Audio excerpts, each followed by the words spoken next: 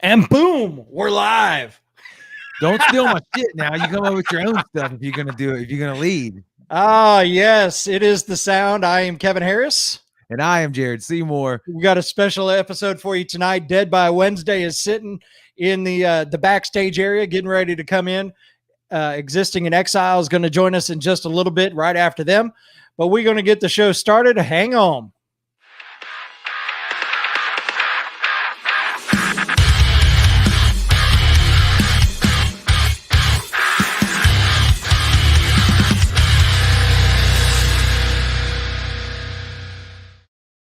All right, so Jared's been on my ass. It's a special episode, so we're not doing the grudge match, but he's been on my ass about not doing the grudge match. So much apologies to anybody who wanted to see the grudge match. You can catch it again April 4th when we have Jay Jones on the show. So it's all Kevin's fault. It's all Kevin's fault. But hey, kudos to you for doing the intro because we've been forgetting to do that. I have like the past, I don't know how many shows, man. It's been missing. So. Well, let's just roll. Let's get Dead by Wednesday in here. They've been they're at rehearsal right now, so they're ready. So we're gonna pull them in right now. Dead by Wednesday. Welcome, guys. What up? Yeah. I don't know. You tell me what's up. Singer Esteban.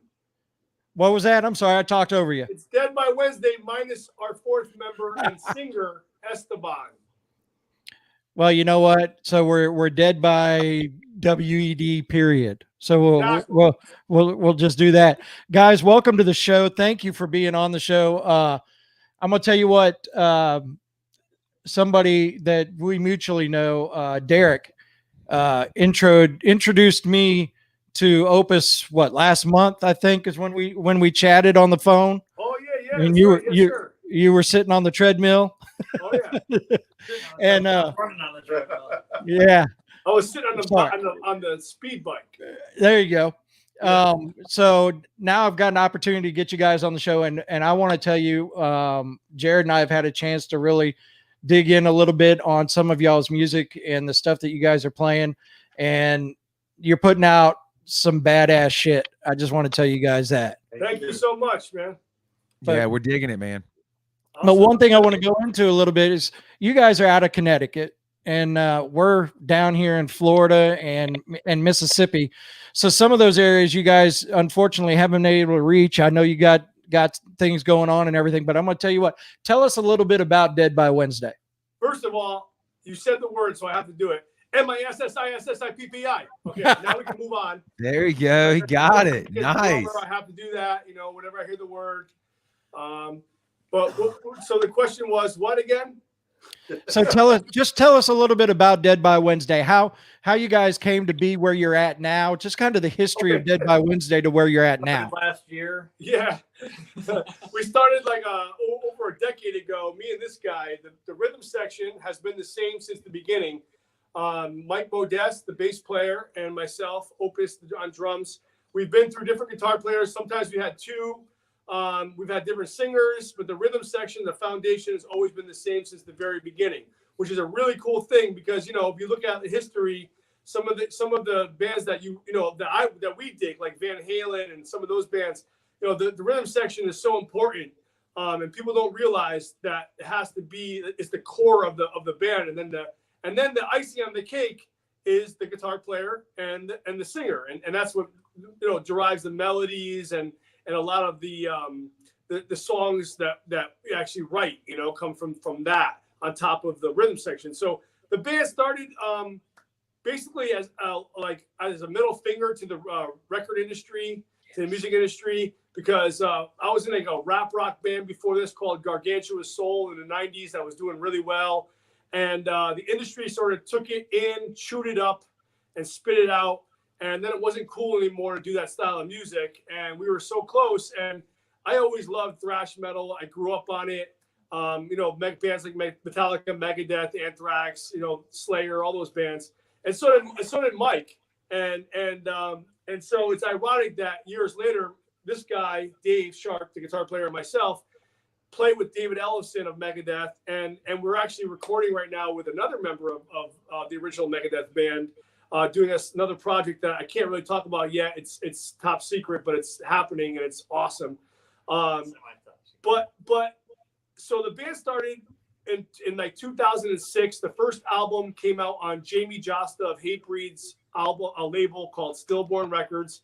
Oh yeah. The album was called Democracy is Dead. And when I mean a middle finger to the industry, we just went ballistic. It's like super fast, thrashy, crazy vocals, just straight screaming in a time where it wasn't really accepted yet. And it was like a giant middle finger. And we did it on purpose just to gain, just to be like, get our aggression out, gain some attention, and get our thoughts out of what we were going through. And basically that's how it started. And then from there it grew. We ended up basically finding the right members throughout the years and morphing into what we are now. Cool. So if you look back at last year, and this is one thing that we always like to cover here on the Sound is we like to hear how bands made it through that 2020 pandemic type year. Was it just a lot of writing? Was there any live streaming shows? Was there anything of that nature with Dead by Wednesday? Yeah, actually, it was a huge year for writing, which I'm sure a lot of musicians got into. But we had just come off like a year of touring for the last album, and I was like, shit, we don't even have any new material. And like, bang, bang, bang, almost like once a month, we were writing new tunes. With technology now, I was able to like track, scratch guitar on Pro Tools, send it to all the guys, bounce ideas around. We still met and had a band practice every week, but we did it remotely. We'd meet at the same time just to keep the schedule going. So we were able to do a few live streams.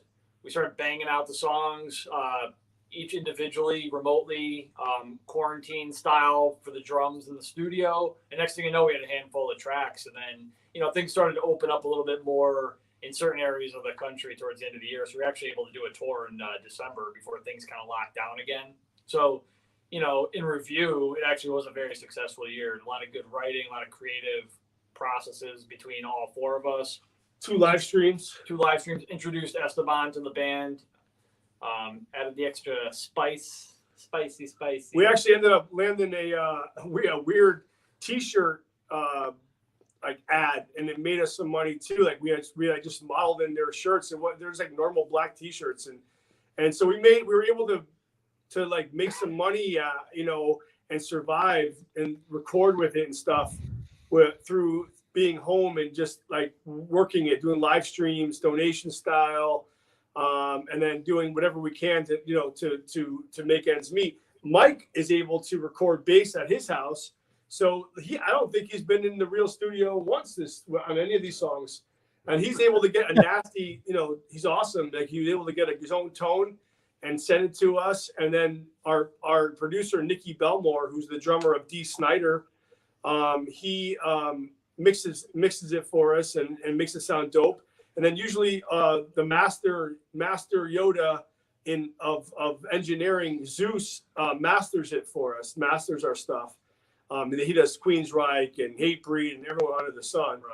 Rob Zombie, yeah. And so we have a really great team in place, and we're able to get all our music out through David Ellison's label, Combat Records, with Tom Hazart and an EMP label group. So we've had some really awesome help with some really amazing people that are already successful in the industry. So that really helps. And then we met the guys in Saliva through Derek, and they're super cool. I gotta be honest with you. Like, a radio, as far as a radio band goes, I don't really listen to the radio that often. I'm more of an underground metal guy, and these guys might, but I don't know. But like meeting them made me appreciate them way more.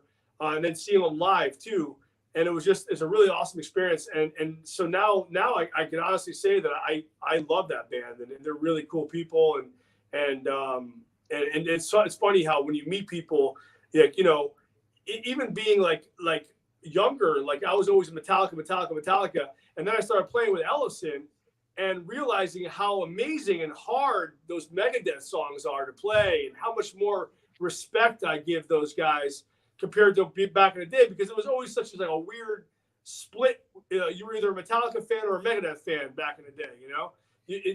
Rarely people were both, and it was really strange. And so I grew my appreciation for them grew amazingly too. As a matter of fact, Dead by Wednesday does a cover of Symphony of Destruction that gets a lot of play on Sirius XM Satellite Radio Corona of covers, or not Corona covers, Corridor covers, Corridor covers. Little subliminal slip there. Scotty Farnock and Jose, they get some love on that.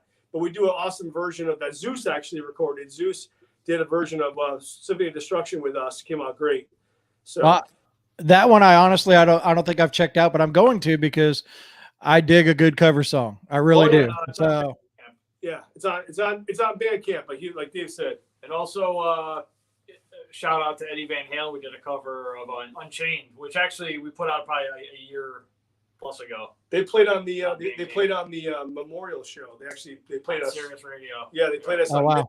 That was amazing, man. Just being involved in that was such an honor, you know. So I do have to say this. I think somebody had a birthday last week, so I just wanted to say happy birthday. Did one of y'all have a birthday last week? I'm like, yeah, this guy. So happy belated birthday, by the way. Thank you. So from your experience and your guys' experience in the music industry and stuff like that, and we talk about Sirius radio and things like that, how hard is it to get your stuff in there and on a good rotation with them? Depends on what you're trying to do. If you're trying to be Linkin Park and you're trying to gain commercial success in a major status way, in a major way, you want to go for Octane. Octane has limited slots. Everyone is begging those guys to get on.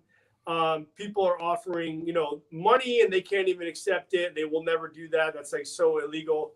And so they have to go through these radio marketing programs.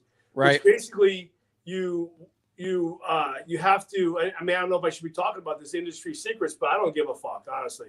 So yeah, baby. Yeah. Make it. You got to wet the right palms of the right people. And then they take your music to the radio stations because they have the in.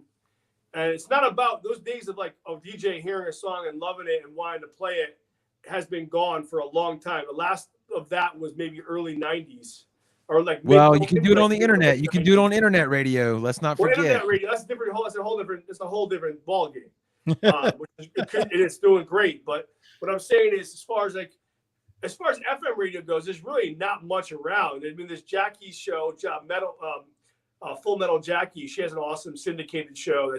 She's phenomenal, man. Yeah, I mean, and there's not much more. I mean, there's Sirius Octane and there's Liquid Metal. And Liquid Metal, we're lucky to have a relationship with Jose Mangan. We sort of have been grandfathered in, and I wouldn't say that we always get hooked up because we don't. And again, you have to go through the proper channels and find, either a Munzie from Skateboard Marketing or the Syndicate or Landshark or any of one of those guys that take your money and go to them and hope for the best and try to tell them to play the music. And once in a blue moon, like when it comes to the covers and stuff, like that's a different story. Like I could personally send that stuff to like Scotty and Jose, and they will usually add it because they're always looking for licensed covers they can play on that show. It's a specialty show, so it's a little easier to get onto for established bands. If you're not touring or established, they're not going to play you at all. But the thing is that Pawns are one of our songs from very early off the Killing Project, our second album, full-length album on Eclipse Records, Chris Poland's label from back in the day. That did really well. It caught some attention and made it onto into rotation on MTV2's Headbangers Ball when there was a Headbangers Ball and Jamie Josta was hosting it. And of course, Jamie Josta put out our first album, so we already had a relationship with him. He's from New Haven. We're from New Haven. Hatebreed, yada yada. So we were able to get that song into rotation before. It was funny. It's right before it died off. We were able to get on for the first last I think month or two with that song, which was funny. Right, and then Looking the Beach took over. Yeah, and then from there, Jose, it was Liquid Metal just started, and it was the first kind of first morphing of liquid metal, and he put Pawns into rotation. And Chris Pullen from Eclipse got involved with that and asked him to do it. And Jamie gave the nod to Jose, so Jose put it in rotation, and it did amazing. And that he had that in there for like forever. And from there, so it kind of established the band as like a liquid metal band. And then from there, you know, like we've got in there other songs here and there that he added it. But, you know, he skips us once in a while too, because he has to make room for other metal bands. Like, you know, so it's all about him really it is about him digging the music too. He has to dig the music. It's not just about the money. So the company the company brings it to him. And if he likes it, if they dig it, then they actually add it. If they don't dig it, even if they bring the money to him and we have the money to him, they bring they bring it to him after you pay the marketing company the money to go do that and have the relationship. They still might not add it, you know, they might not. And they have to like it. And that makes sense. So, and that's with everything. Retail, you have to, you know, put the money in the hands. Retail, you got to do the same with video marketing. You know, you get a video out there. You could just put it up on YouTube, but realistically, you want to promote it. You want to get a company to go out and actually, so they are providing a service. It's not like they're just taking your money. They're providing a service for you. And that's usually what a label would do. A label would do that stuff. They have all in-house, like a big label like Sony or whatever, if there's any left anymore. They would, like a Universal, they would use their team of radio marketing people, retail people, video people, and they would actually push your product all in one shot. Nowadays, as an indie band, whether you're on a label or not, if the label's not doing it, someone's got to do it. So you take your hard-earned money and you find these people you trust to go do that for you, like a PR. Same thing with a PR company. You have to hire a PR company, or a label has to do it for you if they have an in-house PR company or whatever, or they pay for it. So it's really about putting out the right, you know, music, and then having a label or a team or people help, you know, fund these different companies to push your product out to the public, you know?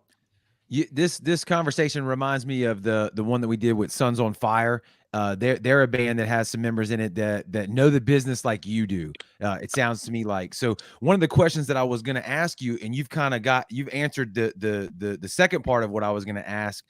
You describe what the new model is, or the new industry, right? Or the new way to navigate social media, putting out songs, not necessarily being with a label, knowing how to get your stuff out there and promote it, right? I love that. I love that you know that. Can you kind of contrast that to like what it was back in your first band when you said you kind of got chewed up from the record industry? Like what was that like now? I mean, then, excuse me. What was that like then compared to how it is now? Well, it was a lot easier to, there was active rock radio back then. There was WCCC, there was K-Rock, there was all these major rock, WAAF in Boston. There was all these major rock radio that were playing bands like Stain, Godsmack, Shadows Fall, Killswitch, Pantera, all these bands. Now, there really isn't much except for what I said. So there's a difference right there, because we were able to get the old band onto these radio stations and do tours in those areas, and people would know the band because they heard it on the radio. So now it's like you're kind of like hoping that social media takes off, and you have to, now they even fuck you with that. Facebook realized that you have, you know, that you have to pay them now to get views. Otherwise their algorithms, they kind of hold you down if they know it's music or promotional based stuff, art stuff, entertainment stuff. So it's that kind of sucks. I mean, everyone seems to have their hands out from artists that have the hardest job, that make the least money. It doesn't make any sense, you know? It doesn't make any fucking sense. Yeah, and that was a loaded question. I mean, we have a lot of we're independent based. I mean, that's what we do. We like to promote independent artists on their journey up, you know, and hopefully then they blow up and they're huge or whatever. So that was definitely a loaded question. And I like somebody like you who can contrast it from what it used to be when you're talking about independent rock radio stations that would play stuff based on merit, right? Location, merit. You get on the radio, people hear your stuff, and they do come out to live shows. And I do believe that that is absolutely dead nowadays, like you're saying. But I think the transition now is over into the digital world. We're not the only ones out there who have a digital radio app. There's lots of them out there. There's lots of other podcasts that are promoting the kind of stuff that we're doing or whatever. So I think now, like the way to approach it in 2021 is to, just like you guys are doing, and we appreciate you coming on here, is like you attack it from that angle, because the FM radio stations are so controlled and corporatized that you're not going to get in there without, like you said, doing major radio campaigns and working with these companies that specialize in that. And that's great too. Do that as well. But here's another avenue. I mean, none of us are rich. If you can. Correct. So if you can't, come on here and do this kind of stuff. And hopefully, I mean, we got people in the comment section right now from all over the US that are commenting and learning about you guys right now. So that's the new game, right? That's what I'm getting at. And anybody out there that's a new up and coming artist, listen to what we're saying and utilize the platforms and the strategic ways that you can get your music out there to climb up the food chain, man. Because it's a fight, right? Everybody wants to get that up that food chain. Yeah, man. It's I tell people, it's like I almost want all like this. The whole thing with this COVID thing is actually pretty good because it sort of weeded out the boys from the men.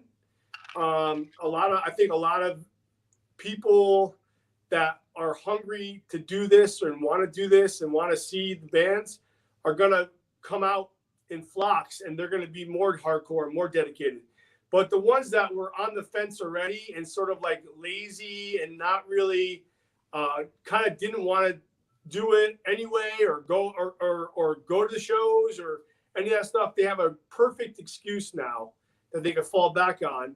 So it's going to sort of separate the boys from the men in a sense, and it's going to allow the strong to kind of prevail and the weak to fade away. And I don't, to me, move over, make room, man, because we've been doing this long and hard and we've been busting our ass. And, we don't have $1 million to invest in the band. And the music is good. And we bust our ass and we tour. And we do it old school Metallica style, shaking hands with everybody and meeting people on the road and, and doing the right thing and making fans for life, not just someone liking the song on the radio and buying the album and not knowing anything about you. Most of our fans are like fans from 2008, 2009. You know what I mean? Like from all the touring we did, they're like, oh man, that I remember, DBW, yeah, man, hell yeah, they're kick ass. They're awesome people. Like it's not just about the music, and that's important. Like I just said before about Saliva, like I don't really know those guys. I looked at them, all I knew was click, click, boom. You know what I mean? And then I made them, and they're awesome people. And they have so much other songs that you don't realize, and then you're like, oh, and you see them live, and they're and then it's a whole different experience. So it's a different time, and I know it's digital, but we were hanging flyers, man. We would like put up flyers, and people would would actually come to shows because of the flyers, not just because of a Facebook ad or whatever that does nowadays. I have no idea, but people rely on that shit too much. Well, it's the new digital age of a flyer, right? But you're right. It is controlled by the algorithm, and you have to pay your way through it. It ain't the same as stapling something onto a telephone pole, right? You know what I mean? Right. It's different. But yeah, man, you mentioned something earlier too. I want to reiterate, and it references what we mentioned on the Sons on Fire interview when we talked to those guys, because those guys know it like it, man. I can tell what you're talking about when you're talking about the music industry, right? And they said the same thing. A lot of the bigger artists, when COVID hit, they sat back on their hands and said, "Hey, the label's going to take care of it. We can't tour. They've got probably money coming in. They weren't as hungry, right? And that allowed a lack of supply." For some of the, hungrier bands who are trying to come up the ranks to be able to get out there in front of people and get on Octane or Liquid Metal or whatever, because all the big artists weren't recording and weren't putting out material. And the same holds true for social media. A lot of artists won on social media during COVID because they understood how to take their practices or their live streaming and be creative with it and take it and get a ton of exposure. It's not the same, like you said, as shaking hands and playing shows. I know, but you got to adapt and overcome. I love what you guys are doing. Y'all's music is kick-ass. The video, we haven't even got into the video yet. Let's talk about the video. Yeah, we're dancing around last year. Let's talk about the video. Yeah, man, because the new bands kick ass, and these guys can talk about it more. Because I can talk all night about the past, but why talk about the past when we got to move forward? Hey, because you got to know the past though to navigate to the future. That's what I'm true. saying. These young cats don't know, man. I still talk to people all the time that talk about getting signed and the label and all this stuff, and I'm like, guys, yeah, they don't know. They don't mean that doesn't mean shit, man. Unless you're getting signed by Monty Connor from Roadrunner or Avery Littman from Universal or one of those cats. You ain't getting signed. You're getting signed on any label, and you're going to end up doing all the same shit you're doing if you're doing it on your own and not making any money on doing it. There you go. Doing it yourself and making. And I don't like saying that. I don't like that that's true. Yeah, I hate that that's the truth. Yeah, man. The truth hurts. Jared done got fired up. No, man, I love it. He's preaching, man. I'm with him. Preach it. Let's talk about the video. Yeah, go ahead, Jared. You're talking about SOS? Yeah, SOS. Mike starts that video off. Why don't you talk about it, man? He rocks that shit. It's a great video. Our singer Esteban's brother directed it. Yeah. And he it was interesting because he came down at a rehearsal, this camera in everyone's face. You know, we're like, whatever, cool. And then we got the before what we released. Right.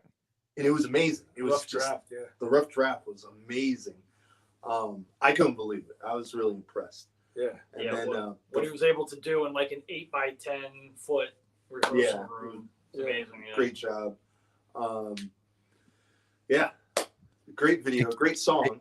That's one of the songs that we did. I guess it's one of our quarantine songs. Yeah, it was one of the first songs that we actually put together, and we just figured we hit it heavy and fast. And the first song that Esteban contributed to, we threw around some ideas, kind of revolved around the world at that time. I don't think we didn't rehearse that song, right? Yeah, I don't think we rehearsed. We basically wrote it and tracked it, sent it. We didn't play it. Yeah, and then said, "Hey, let's go record it." That's true. Yeah, because we were quarantined. Yeah. Esteban had some ideas in Spanish, and we were like, "Yo, let's mix that in." I got the drums with the guitar. I think I laid down the bass.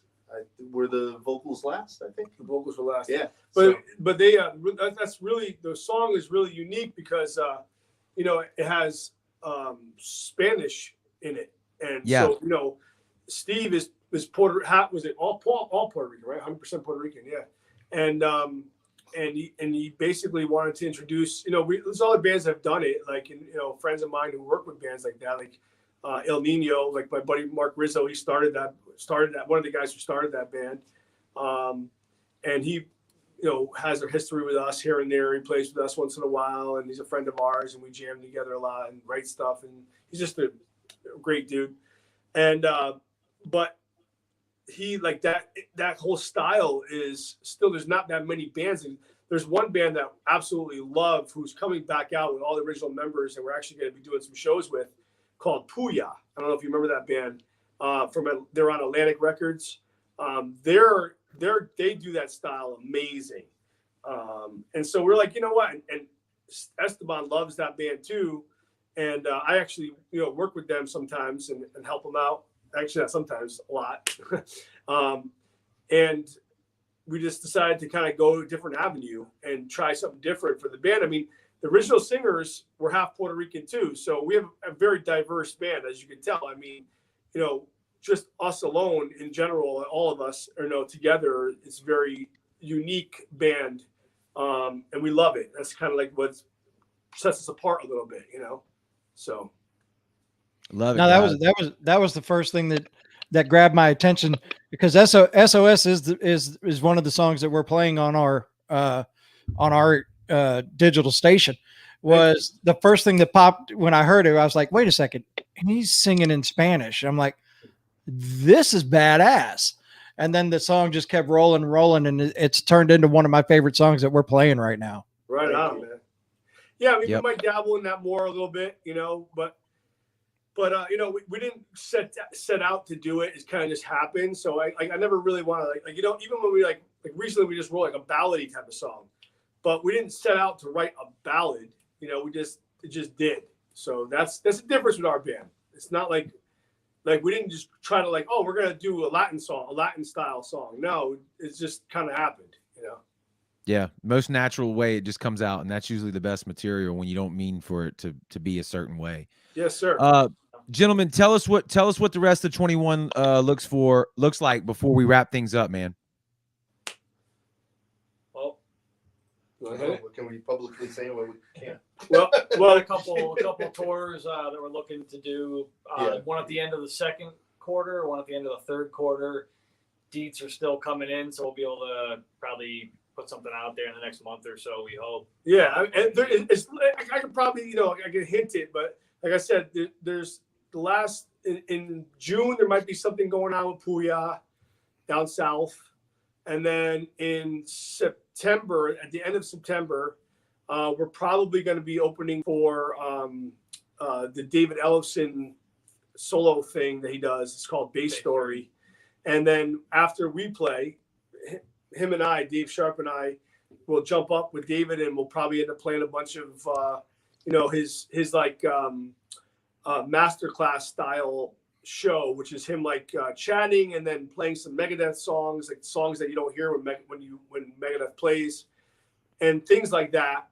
And that's really it for now. I mean, there's really not much happening because not everything's open yet, and it's still kind of like iffy. I mean, the reason why Steve isn't with us tonight is because literally just about an hour ago while we were rehearsing, I opened the garage door. He's standing out there with a mask, and he's like, yo, man, someone just texted me literally as I'm opening the door, coming out of my car to come to band practice, that I was grappling with them in jiu-jitsu, and he has COVID. So I don't know what's going on. I'm going to go get tested. I'm not going to come in. And he came all the way down here an hour to do this interview and to do some other stuff that we like video stuff that we were putting together for some other things we're doing. And he couldn't even come in because we don't know what's, now he has to go get tested, and hopefully, I'm sure he's fine, but hopefully he's okay. It's crazy, man. Like this is what we're dealing with now, But as far as coming up, we just did 2 live streams. We have maybe possibly another one that we're doing. It's a big website, a big one that's coming up. I can't really say yet because we have to still work on it and submit it, and but it looks looking like it's happening. But that's gonna come out soon. And you'll know when it comes out because it's on a big site. And then we have those 2 little runs, and we're just working on a ton of music. I mean, we're almost done with a full-length album, and we're actually going into the studio Saturday and doing a couple more tracks and finishing it up. And we got like about 9 songs done, and they're all killer. And 2 of them are ones that you already know, SOS and Mars and Exile. Those are going to be on the album as well. There's the ones that are done. But we have a lot more that are done that we haven't even released or done anything with. And we're probably going to do videos and for a couple of them. And so we have a lot of stuff coming up, a lot of stuff to do. And then I'm sure more gigs will happen too. I mean, I'm already looking at stuff for October because, they're projecting that things are going to open up a little more then. I mean, there's bands already announcing dates like Ginger and Suicide Silence. They're announcing dates. Yep. So we'll see what happens, Well, guys, thanks for taking the time to talk to us tonight. We can't wait till the world reopens, and maybe we can catch you guys at a show somewhere. Kevin and I are working on some stuff on our end to kind of put ourselves on the map so that you gentlemen could stop in and play some shows around here where we hang out. Yeah, so I heard about that through Derek, and actually, if we could make that happen as part of that that Southern run in end of June, that might work. That may be a little soon for us because we're trying to do this from the ground up. But once we do it, you're already on our radar, so you'll be knowing about it. All right, well, maybe I'll see you in PPI soon. There you go, man. Hey, wherever that Southern run's going, I'll probably be able to catch a show somewhere along that run. Right on, bro. All right, man. Y'all have a great night. So if you want to check us out, we're on basically on social media, like Instagram, Twitter, Facebook, all that stuff. under Dead by Wednesday. Just spell it out. If you can spell Wednesday correctly, Dead by Wednesday. And the only thing that's different is YouTube. Our YouTube page is DBW TV. So DBW, short for Dead by Wednesday TV on YouTube. Everything else is, Insta Dead by Wednesday, Facebook Dead by Wednesday, Twitter Dead by Wednesday, all that good stuff. And then our Bandcamp is under Dead by Wednesday. We have a bunch of different merch, music, CDs, digital, everything. And we're working on getting I forgot to mention this, just locked in and Derek helped me actually, a distro deal through Von Artist, which is they use Sony, the Orchard Sony, and they're going to be and actually the Paul Crosby, the drummer of Saliva, uses the same company too, and so does my buddy Brandon Cook from the Loyal Order, who's also an EMP band. They use Von Artist, and they're going to be basically reissuing all the back catalog that we have, that me and Mike have, that's just been sitting around in space doing nothing. So soon you're going to be able to get Democracy is Dead, the EP Death of the Rockstar, that's killer, but you can't get it anywhere because it was on a small indie label called Ear One Productions, my buddy Mike Z. So he's going to reissue my buddy from Von Artist is going to reissue all that stuff for us through Sony Orchard. And it's going to go through all the same, systems like all the Spotify's, the iTunes, and all that stuff. So it'll be all available out there, all our whole back catalog real soon. So if everyone, look out for that, because that'll be all over the place in the near future, as well as our Bandcamp page, which is more of our personal stuff. And then you can also go to ellefsonmusic.com. It's a brand new website. It's David Ellison's website, ellefsonmusic.com. And we have a bunch of merch on there too. So I love it. Y'all are everywhere, man, just like you should be. Yep, definitely. All right, guys. Well, enjoy 2021 as much as you can, and hope to see you soon. And thanks for stopping in and chatting with us this evening. Thanks for having us, man. We actually got done with rehearsal, so we're told we can spend more time. Awesome. Thanks, all right, guys. Thank you, guys. Later. Thank you. Later. All right. He knows what he's talking about, man. He knows the business. He knows exactly what the heck he's doing. That's right. There's no doubt about it. But real quick, let's cover some of these comments. I want to say what's up to Michelle in the comments. She's been blowing it up in there. We love her. Who else was in here? We see Tim Black. Janet's in there. Janet's in there. Kevin Harris was in there. Big shout out to that guy. Yeah. I threw some stars out, man. Yeah, man. Who else? Did we miss anybody? So Michelle threw out some stars. Tim Black threw out some stars. Dustin from Silent Trust was in there. He threw out some stars. Derek from 434 Management's in the house. He wanted us to tell Opus something, but I just now saw the comment. Janet Olive is in there. And let's see what else we got going on. That's about it. But I did throw some links up for the YouTube video to see Dead by Wednesday's SOS. I threw up the Facebook link to go to Dead by Wednesday's page. Make sure you hit the like button. Make sure you tell them we sent you to it, and go from there. And that's Hale and Tim too. Tim Black. Yes. That's Hale and Tim. Look them up on Facebook, man. They're doing some cool stuff too. All right, let's keep the show moving, Kevin. All right. So the next up is 434 Management Band, and it is existing in Exile. And I believe we have George here with us. So what's up? Hey, what's going on, guys? Man, how you doing? Pretty good, man. Just hanging out, dealing with these storms out here. You got some bad weather? Is it start? Well, you're in Tennessee, right? Yeah, we're in Nashville, man. It's coming down pretty hard out here. So if I got some interruption, I'm sorry. No, it's all good. I love your background, dude. That's the way you do it. You got your logo sitting all behind you. Yeah, man. Yeah, actually, painted this and stenciled it out for one of the sets for our newest video that we shot. And so that's the back. We were just I was gonna mention started. I see it now. I got it. Yeah, that's man. One for Forged in Fire. Yes, sir. Yep. All right. So yeah, that's pretty cool. I like the way you did that. So tell us, man, you've got a new album out. I hope I say I'm horrible at this kind of stuff. Effeminum brutalitus. Yes, Right? yeah. Yeah.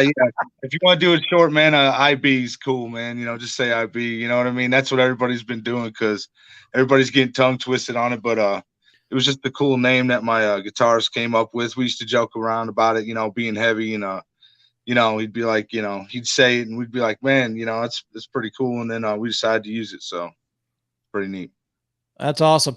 So new album out. So is this a lot of writing that was done during 2020 during the whole quarantine and pandemic thing and just sitting around being able to write? Yeah, I mean, pretty much, and we were pretty active as well. We're always trying to write constantly. You know what I mean? So, yeah, and pretty much having all that extra time it helped it out too to be able to record it and get it done as fast as we did. You know what I mean? Because we just released an album, uh, back in November. You know what I mean, of last year. You know what I mean? So, we were kicking it out pretty quick. You know what I mean? So November you released it and then couldn't really tour on it, right? Couldn't do Um, anything. well, it wasn't.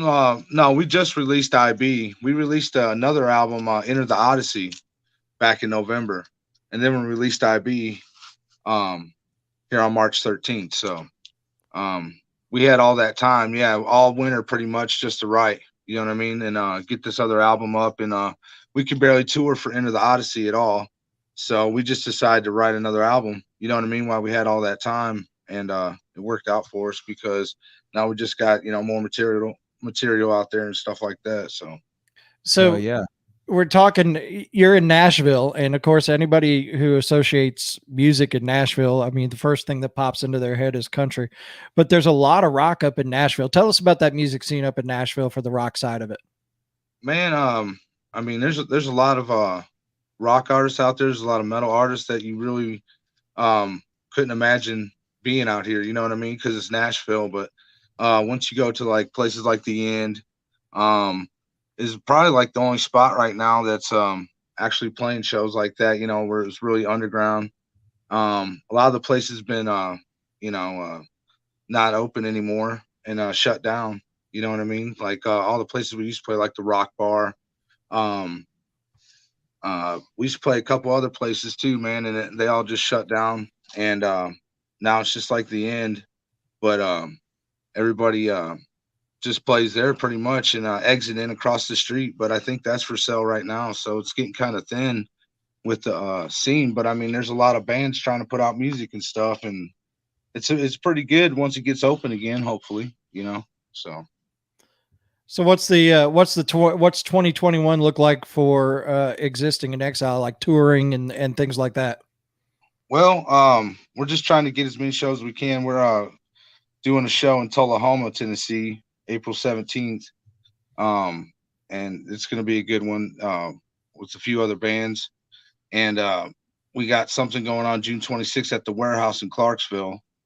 And other than that, we're just, trying to get as many shows as we can and, promote our new album. So tell us a little bit about Forged in Fire. I'm going to put the link up for it here in just a few minutes, but tell us a little bit about what went into the video, into the song Forged in Fire. Well, we're talking about the blacksmith of the gods, Hephaestus, and he's he's the one that basically armed Olympus for all the time. You know what I mean? And he's taken for granted by the other gods and stuff like that. And but he's just really proud of what he does, and and the stuff that he makes. You know what I mean? So we wrote about that, and that's pretty much what we did with the album. Is each song is about a god, and kind of like what they relate to, real life. So kind of like a concept album kind of deal. Yeah. Lyrically.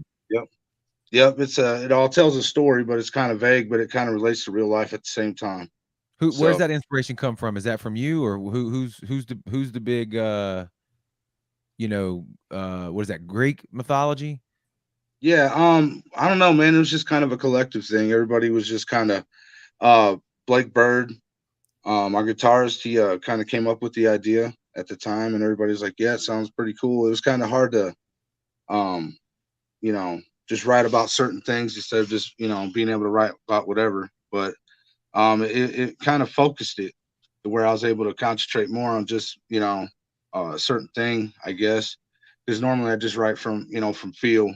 And like our first album was written from that, I had some, a lot of subject matter was more about life, you know what I'm saying, and stuff like that. So for it to be a concept album, it kind of pigeonholed us, but at the same time, it was fun because we never did one. You know what I mean? Yeah. So Yeah, I like that for sure.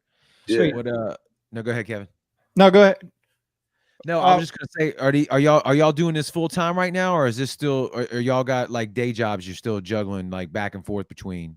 yeah, we're still working, man. I own a painting business, and everybody has really good jobs. Got two electricians and a guy that does HVAC, does his own business and stuff. So we're just trying to do as much as we can. And if things get good enough, we'd be, happy to, go on tour as much as we can and stuff like that. But we're just basically playing it by ear. You know what I mean? Seeing how things are going to open up and stuff like that. So That's a whole nother dynamic of being in a band and music and stuff, right? Is like juggling, paying the bills and your day job, whether you got, yeah. family, wife, kids, whatever, trying to navigate that and then still trying to keep the dream alive too, man. So that's a whole, bunch of respect for you guys doing it like that, man. Real jobs, real businesses, running businesses, and still grinding away at it. Yeah, because it takes double the time, we Yep. can't just take all of our time out for it, because otherwise we'd have to let everything else go. You know what I mean? So we have That's to right. got to spend at least half the time with the family. I mean, you got to try to split it up the best you can, but at the same time you got to get out there and play. So it's just like a fine line. You gotta earn it, baby. You gotta earn it. That's it. Exactly. Right, you Yeah, do. you got to play them dues. You know what I mean? You got to get out there in front of a lot of people, and all over. So that's kind of what our motive is now, is just to get out further than where we've been before. We went down to Texas and Kentucky. So we're just trying to broaden our horizons, you know what I mean? Just keep on getting out there. Well, tell Derek to get your ass down to South Mississippi. Oh man, yeah. We're down to go anywhere and play, man. And yeah, I mean, we love playing shows, and that's pretty much what we do it for the love of that. You know what I mean? That's really the main objective for us, just to play live. Absolutely. So if somebody's looking for Existing in Exile on social media, where can they find you guys? Facebook, Instagram, and the streaming platforms, we're on Spotify and iTunes, any of that stuff right there. You can just go through and we're on DistroKid, and we're on a bunch of different sites. So you can, whatever you got, I'm sure you can look us up on it. You know what I mean? And I know the people watching, they're all about going to Spotify and going to YouTube and all of that. But not only go there to listen to music, smash that damn follow button on everything on the Right. Spotify. Go to the band's page, hit that follow button, subscribe to their YouTube page. Just get everything up there and follow, like, share, and subscribe. Definitely do that. All right. I appreciate it, guys. Yeah, man. Thanks, man. Yeah, I No. appreciate it's on, man, for sure. Yeah, we hope to see you in South Mississippi soon, or somewhere in the South where we can catch a live show. But we do thank you for stopping by, and stay safe in that weather that you're dealing with right now. Yeah. Right on, guys. I appreciate it, man. Thank you. Have a good night. Have a good night. So that's Existing in Exile is the name of that band. Definitely check them out. I put the links for their YouTube video on there. I put the links for their Facebook page on there.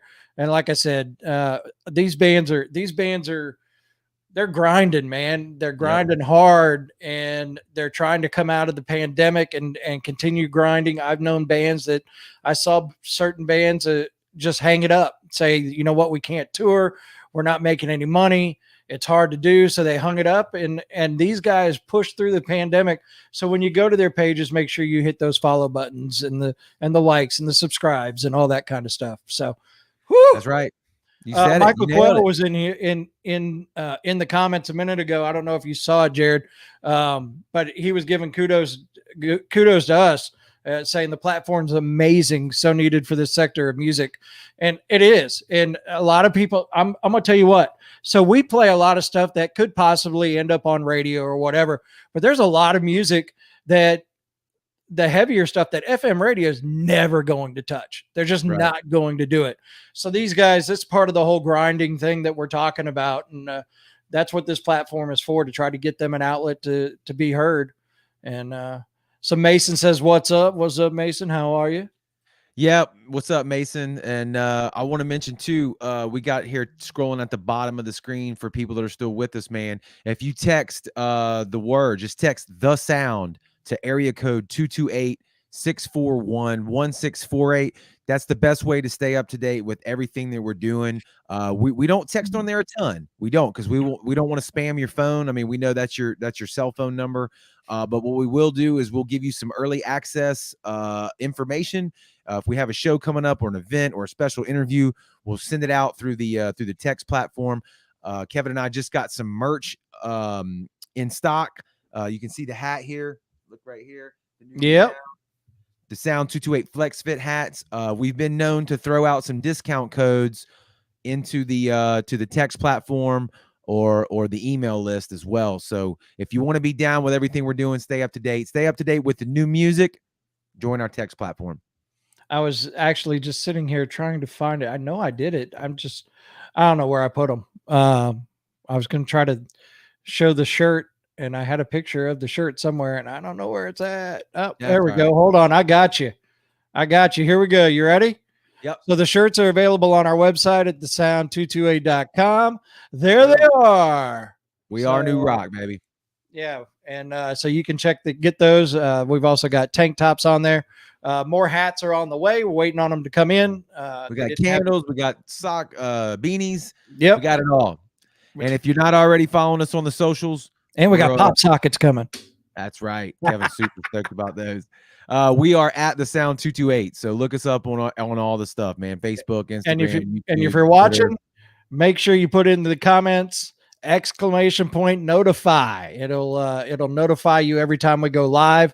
All you have to do is put in the comments !notify, and you are good to go, and we'll be notified on every time we go live. So yeah, I think that Michelle says the hats are awesome, by the way. Yeah. Yep. So, we appreciate her and everything she's doing. And you can go to the sound228.com and see the blogs that she's written for us as well. So those are pretty killer as well. And if you download the app, yep, on Monday nights, she now has the Filthy 15, which is the top 15 of the Dirty 30. Yeah, baby. Yeah. Stuff. All right, Kevin. One more thing. Hold on. Next episode.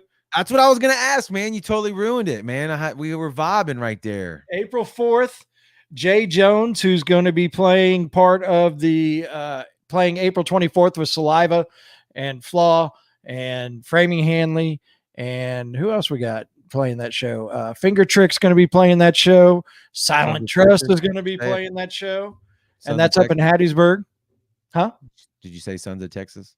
Sons of Texas. That's another one. Yep. There's another one in there, and I just off the top of my head, I can't remember, but they're going to be on the show April 18th, and I can't remember right now. But anyways, yeah, so that Jay Jones will be on April 4th. We know it's Easter, but we're still going to do a show and working on an in-studio guest for that night. So lots of things coming up, man. Lots of things. And don't forget Croncast Palooza coming up Saturday. Saturday at the Juke Joint.